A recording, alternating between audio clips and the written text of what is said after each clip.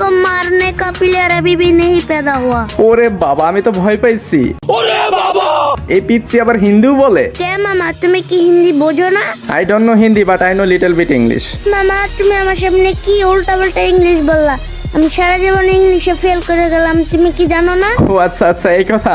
আমি আবার হিন্দি জানি না, এই জন্যই তোকে একটু ইংরেজি শুনিয়ে দিলাম। I don't know Hindi but I know little bit English. এর অর্থ হচ্ছে আমি হিন্দি জানি না বাট কিছু কিছু ইংরেজি জানি। বাদ দাও তো তোমার ফালতু ইংরেজি বলা, তুমি তাড়াতাড়ি আমাকে গিলেট দাও। আমার ঘিল্লে ঢুকতে হলে হয়তো গ্যান মাস্টার লাগে, তা না হলে ভালো গেম প্লে লাগে। আর তুই আসিস মাত্র হিরোইক 3 স্টারে, তুই আমার ঘিল্লে ঢুকবি কিভাবে? আমার গেম প্লে সম্পর্কে কোনো ধারণা নাই।